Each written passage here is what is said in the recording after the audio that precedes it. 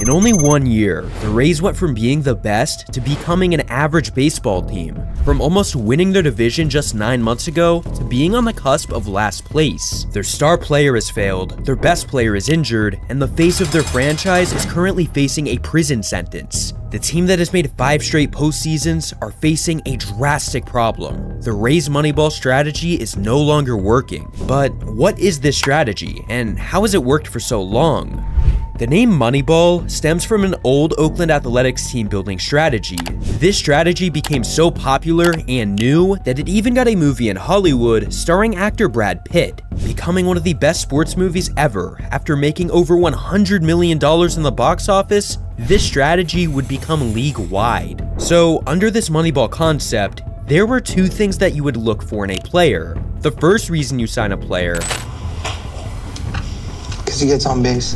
The second reason you sign a player, I know Boston wants to cut him and no one wants to pick him up. That's good for us, he's cheap. Getting on base and being cheap is the motto that the Rays have followed for over 5 years. They play in the 3rd smallest market in baseball, which made the idea of Moneyball so attractive.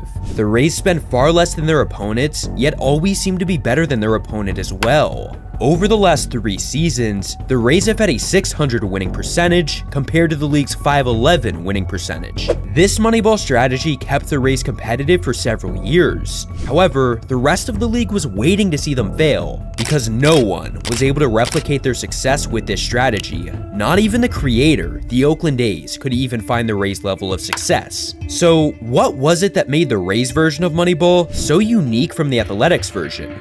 One of the glaring differences between the 2 versions is Tampa's focus on versatility, as they focus on getting players who can play multiple positions and move around their lineup, whereas the Athletic structure was very grounded, with not much of any versatility at all. In fact, they once had a first baseman who could barely throw. What's your biggest fear? A baseball being hit in my general direction. The one other major difference between the 2 strategies was the Rays' creation of a bullpen game, also known as an opener. This opener integration consists of a pitcher from your bullpen pitching 1 to 2 innings against the top hitters in the team's lineup, and then your starter comes into the game with a lot of favorable matchups. These 2 major things were able to separate the Rays from every other team who did Moneyball. But were there any differences financially between the Rays and the Athletics? The answer is kind of. The Rays have spent slightly more money on extensions than the Moneyball Athletics did. However, the Rays have taken another measure to keep a low payroll and to keep long-term success. And that measure is trading players who are in contract years or even a little bit before then. As a result, they have cheap players and they do not have to pay them whenever they get expensive. Another big benefit of doing this is of course accumulating prospects in this process. This type of minor league development that was able to develop so many players at such high levels is the reason that they were able to trade superstars and replace them so quickly. And with time, the league began considering the Rays strategy the modern day Moneyball. But could this strategy actually win them games? 2020 is when everyone would find out. Best record in the American League right now, the Tampa Bay Rays. However, Tampa Bay still had much to prove. Could they win playoff games using this strategy? Or better yet, could they win their first World Series using this strategy? And that's it! The Tampa Bay Rays have won the American League pennant! The Rays are going to the World Series! They accomplished a World Series berth, something the Athletics couldn't even do. But now, Tampa had to face their first real challenge, a financial juggernaut in the LA Dodgers. The LA Dodgers are spending $107.9 million. The Tampa Bay Rays, $28.8 million. This was the battle of one of America's richest and cheapest teams facing head-to-head. Jansen.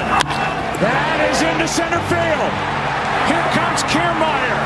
Phillips has tied the game. Arose, Arena coming around. Throw home. Now he stumbles. But the ball gets away. Tampa Bay wins it. Game 4 hero. This entire series was insane, but for the Rays, Game 6 would be the craziest. 1 game away from being eliminated, and 2 games away from being World Series champions. Of October here in 2020. Arozarena sends that one well hit out to right field. Bats back and it's gone. just like that. 1-0 Rays. This series was bound for Game 7, but then the unthinkable happened. Man, you talk about a short leash. 73 pitches, 2 hits, 9 strikeouts. Snell can't believe it.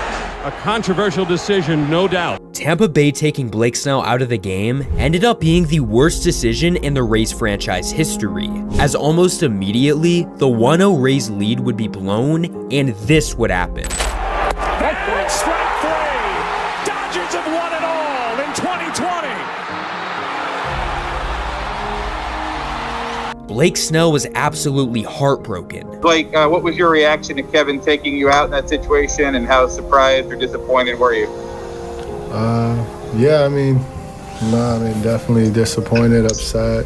I don't know. I just want the ball. I felt good. I did everything I could to, prove my case to stay out there. But the question every fan had, and everyone had, was why did manager Kevin Cash pull Blake Snell? Personally, I felt Blake had done his job and then some. Mookie coming around for the 3rd time through. This, of course, is called analytics. The numbers say Mookie Betts was coming up, and you don't want him to have to face Mookie Betts a 3rd time. This controversial decision was purely an analytical one, driven by the influence of the Moneyball strategy, the strategy known to have more analytical impact than any other. And ultimately, this decision cost them a World Series, and the Rays front office would immediately resort back to their long-term plans and save money. Not finalized yet, but it sounds like 4 prospects, a couple of pitchers, and a couple of catchers are going to Tampa for Blake Snell. He, of course, has years left in his contract. This trade not only showed their commitment to the Moneyball strategy, but it also showed that things were going downhill. Fan morale was low, and for good reason. Whether it was losing the World Series, their best pitcher departing from Tampa, or the team spending little to no money in free agency. Key departures featured star pitchers like Blake Snell, Charlie Morton, and even future all-star closer Jose Alvarado. The team was declining, and this was a dark time in Tampa. However, despite all of the adversity, there was still light at the end of the tunnel, with 3 key factors playing into their 2021 success. And, by the way, these factors would later ruin them, but that's besides the point. The first factor to their 2021 success was losing Blake Snell, and you would think of this as a bad thing. But right after he left, a prospect by the name of Shane McClanahan would become the Rays' future ace. Pitching a .342 ERA in 2021 at only 24 years old, he was being paid $570,000, whereas 28-year-old Blake Snell was being paid $10 million and had a .420 ERA. So yet again, Moneyball worked its magic. The second factor to their success was the 2020 postseason hero Randy Arozarena, who had a breakout regular season. But the final factor is easily the most conflicting figure in their entire organization's history. The #1 prospect in baseball, shortstop Wander Franco, coming up as an innocent shortstop prospect with all the tools to be a great player. He had a flashy glove, good contact. His rookie year would be exceptional, with no controversy just yet. He would even get an 11-year extension worth $182 million straight after the season, which was the biggest contract in Rays history. But the Rays organization as a whole were a 100-win team and were even winning their division. However, postseason success was literally impossible in Tampa Bay for 2021 and in 2022. Winning 0 playoff series during that span, despite being a great regular season team, with a combined record of 186 wins and 138 losses. It became a cycle of mediocrity, so much that going into 2023, expectations were super low, especially because they were in a division with a rising Orioles team, a Yankees team coming off of an ALCS. It seemed that the Rays' magic was going to fade, at least that was until the season actually started. Inside this win streak, the Rays now 13-0, tied for the longest win streak to begin a season in the modern era. They were 13-0. They led MLB in runs scored, batting average, RBIs, home runs, and had the best ERA in baseball, the best record in baseball, with the best pitcher in baseball, and one of the best shortstops in baseball. This team was hitting, pitching, doing it all during this win streak. But what if I told you they were still somehow controversial? I keep hearing this. I know I'm getting in the weeds on this, but I keep hearing how the Rays haven't played anybody. During this win streak, They played the A's, Red Sox, Nationals, and the Tigers, who at the time had a combined 15-36 record. So was this win streak fraudulent, or were the Rays actually that good? The answer is complicated, because during that 13-game stretch, things still were not perfect in Tampa.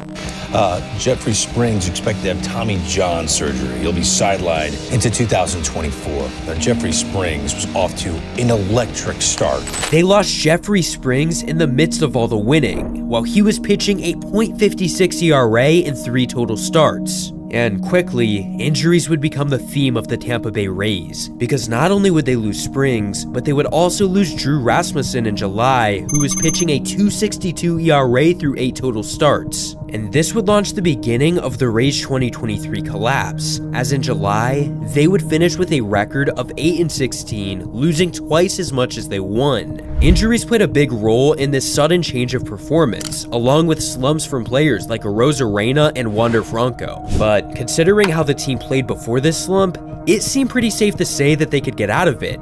At least until this happened. Wander Franco. The MLB is investigating social media posts claiming the 22-year-old player is in a relationship. He had a relationship with an 8th grader? The man who was being paid $182 million was allegedly in a relationship with a minor, but not just one. Supposedly he had a relationship with multiple minors in the Dominican Republic. This is him clearly kissing a 14-year-old girl, and after he was caught, he would say, "I took a risk and I loved it." A few months later, one of those minors would speak out and say that her mother took advantage of her relationship with Franco and other boyfriends just to benefit herself, as she supposedly gave permission for Wander Franco to be with the 14-year-old. Reports also said that Wander Franco was paying the mom hush money, and at a point, Wander Franco would even go missing to later be found by the police, to later even get detained. He was no longer in the team commercials. He was no longer on the team. Franco was at rock bottom and clearly wasn't going to be playing anytime soon. There were reports that he may not even ever enter the United States again. But how would the Rays handle the situation? How could they navigate with no more Wander Franco? And the truth is, they couldn't handle it. He had a .281 average, 17 homers, and an .800 OPS. He was one of their best players, now gone. So things would only decline from here on out for the Rays. This is devastating news. Mark Toppin tweeting, the Rays' Shane McClanahan will have Tommy John surgery, likely missing all of 2024. He's arguably the best pitcher in the American League. They lost McClanahan, Franco, Springs, and Rasmussen all in 1 year. And also, remember when they traded Blake Snell? Well, he won the Cy Young in 2023 with the Padres and was a top 3 pitcher in all of baseball. And to make things even worse, the Moneyball strategy began to fail. A top pitching prospect in Taj Bradley would have an underwhelming rookie year. Pitchers like Josh Fleming, Jalen Beeks, and Ryan Thompson would all suck. And for the Wander Franco replacements, Vidal Brujan sucked, and so did Taylor Walls. However, they were still solid defensively. The only question every fan had was how would they hold up in the postseason? And a total team effort that sends the Tampa Bay Rays home for the season. But the unfortunate answer is that they would be swept in round 1 to the eventual World Series champions, putting up only 1 run in 2 games and giving up 11 total runs. The pitching sucked. The hitting sucked. The team was clearly ruined by injuries, with a record of 57-33 in the first half, but then finishing the second half with a 35-37 record. They didn't live up to their first half expectations, but what was coming in 2024? Would they finally spend money, or would they stay loyal to Moneyball? We would get our answer early in the offseason. The Dodgers are discussing a trade in which they would get Glasnow and Manny Margot from the Rays for Ryan Pepio and Johnny DeLuca. It felt like the Rays were punting away 2024, because not only would McClanahan be out all year, but now they trade Tyler Glasnow? He had a .353 ERA in 2023 and was still only 29 years old. However, his contract was the main reason they moved on from him, as he was a year away from free agency. Not to mention, he also had injury problems. This trade was an example of Tampa acquiring cheap prospects who were under contract for many years. So in return, they would land Dodgers pitching prospect Ryan Pepio. This trade had a ton of risk for the Rays, and it could easily go wrong if Glasnow was good in 2024. But one thing was certain, the team was in serious trouble and it wasn't going to be easy to stay competitive in the AL East. Former Cy Young Award winner Corbin Burns is coming to Baltimore, acquired in a trade with the Milwaukee Brewers. The team that won the division added a Cy Young winner, but Burns wasn't the only big-name player to rival the Rays. Juan Soto has been traded to the Yankees along with Trent Grisham. Meanwhile, the Rays added literally no one notable to their roster. They signed Chris Davinsky, got Jose Caballero for Luke Raley, and they got Richie Palacios for Andrew Kittredge. You didn't know any of those players, and it makes sense, because in 2024, the Rays are last place in their division, several games below 500. Star player Randy Arozarena has been terrible. Key players like Yandy Diaz and Jose Siri have been average, and players like Josh Lowe and Taylor Walls have been injured most of the season. Their 2023 DH Harold Ramirez would have a sharp 2024 decline, resulting in him getting DFA'd. Almost everything has gone wrong. They're a bottom 10 team in ERA this season. And while Ryan Pepiot has had a good first year with the Rays, Tyler Glasnow has had a great year with the Dodgers, having a 2 ERA all the way up until June. And as for the Rays hitting, they're bottom 10 in batting average, runs, and have the lowest number of home runs in MLB. As for the farm system, it's currently ranked league average at 14th in MLB. This strategy is failing, but not only in Tampa Bay, it's also failing in other cities. Key Rays front officemen have left the Rays and have gone on to new teams to try and implement a modern-day Moneyball. Chaim Bloom tried to do it with the Red Sox and got one singular playoff berth in 5 years, finishing in last place 3 different times, resulting in him being fired. But most recently, we've seen Peter Bendix, the former Rays GM, implement Moneyball with the Marlins roster, where he's traded away several key players, resulting in a playoff team turning into one of the worst teams in the league. This modern-day Moneyball has destroyed the Red Sox, the Marlins, and the Rays, and according to an MLB insider, things are only going to be getting worse for the Red Sox and the Rays, as they are going to be trading some of their top pitchers. And for Tampa, the ultimate goal is to free up payroll and trade pitcher Zach Eflin. He was given the biggest free agent contract in Rays history only a few years ago, but now they're looking to trade him in a salary dump. Whether it's Tampa losing to the worst team in baseball, or Arozarena underperforming and entering a contract year, the Rays' playoff streak is finally going to be coming to an end.